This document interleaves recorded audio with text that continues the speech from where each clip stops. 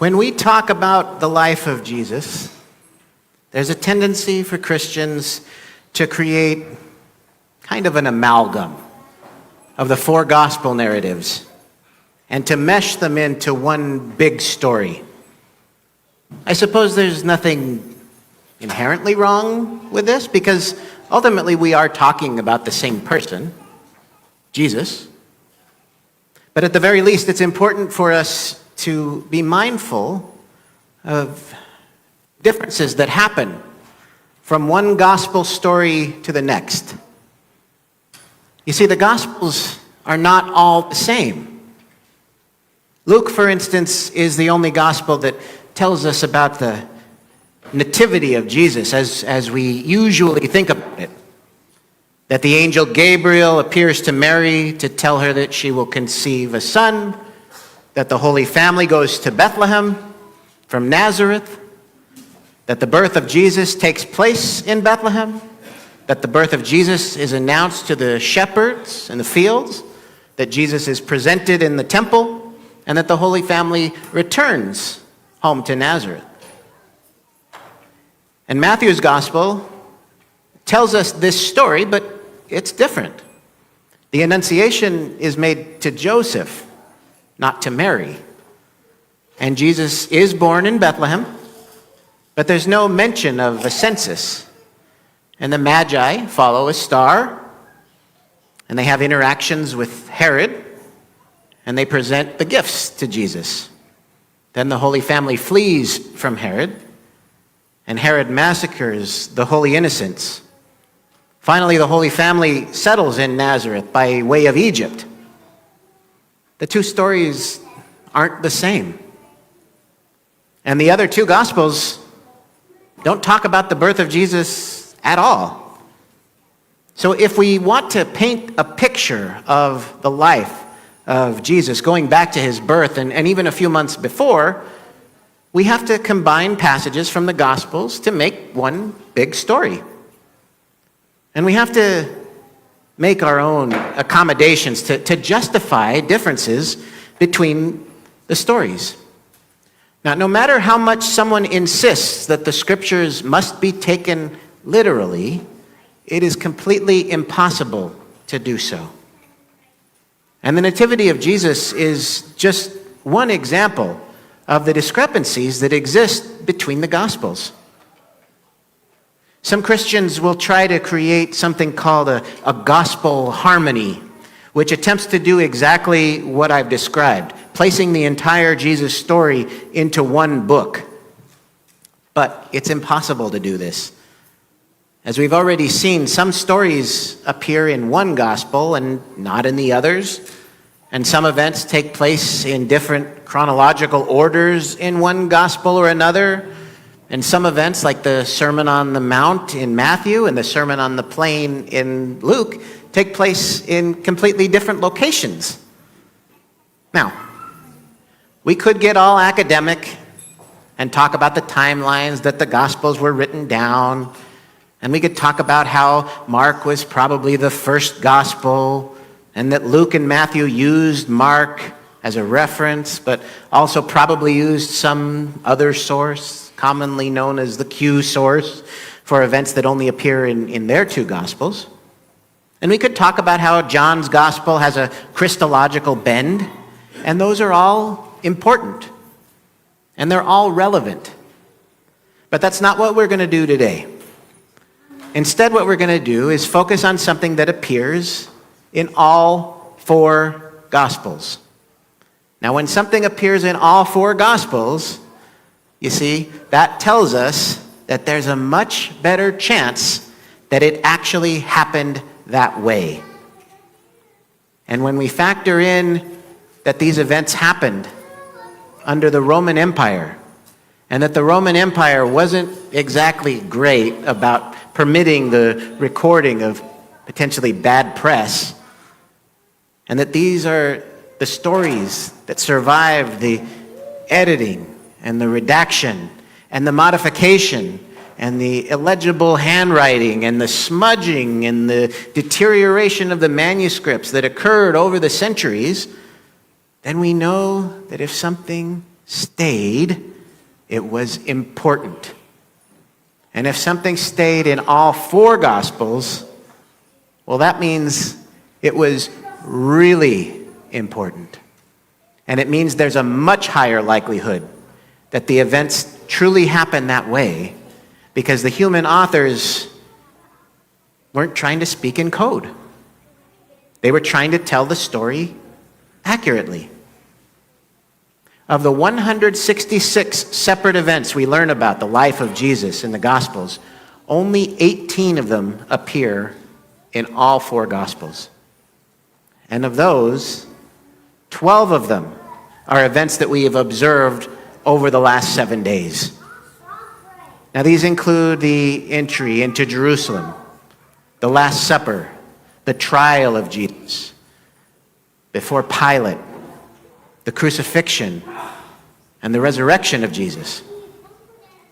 And of those, one piece stands out more than any other.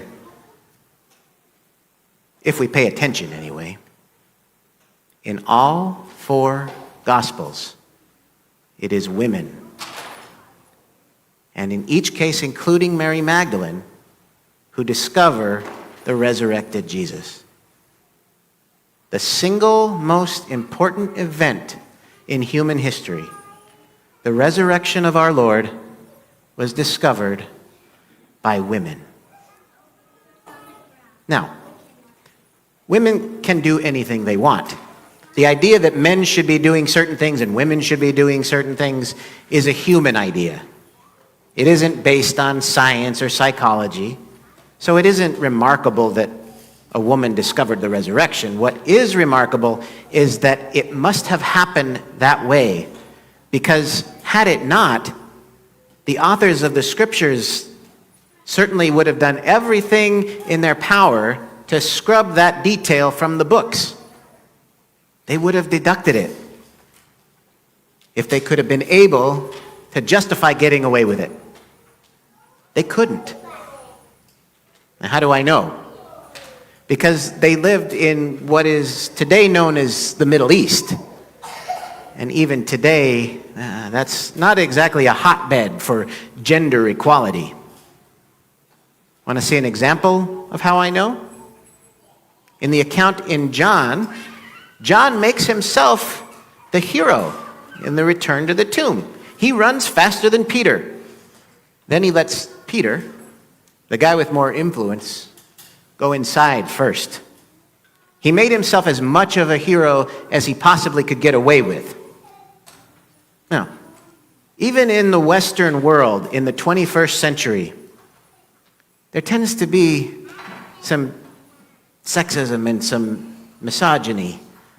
And I see some ladies nodding your heads. Guys, we need to do better. We need to do better. And we need to listen to the women in our lives. We really do. But 2,000 years ago, in the Middle East, who would have been writing this stuff down? Men. Who edited it and translated it for years? Men. Who were the clergy of the church until a surprisingly recent time in church history? Men. Who are still the religious leaders in most of the Christian churches of the world, including our own parish? Men. Men don't like to give credit for things if they don't have to. And in this case, because that's how it happened, they had to. They had to. The least likely people to discover the single most important event in human history were the people who ended up doing it. Women are the heroes of the resurrection story of Jesus Christ. So what does that mean for us? Well, first of all, the resurrection of Jesus in and of itself, the reason that we are all gathered together here today is a reminder to us about God's love for us. All of us. All of us. It's a reminder of our inherent goodness and of our worthiness. Why? Because Jesus conquered death so that we also can conquer death. We have a history in the church of saying Jesus died for us. But I think that kind of misses the important piece. The important piece is not that Jesus died for us. The important piece is that Jesus rose for us, so that we also have assurance that one day we will rise. Jesus only died for us in so much as he had to. He had to be dead in order to rise. So let's change our vocabulary. Jesus rose for us. Jesus rose for you. Jesus rose for me. Jesus rose for us.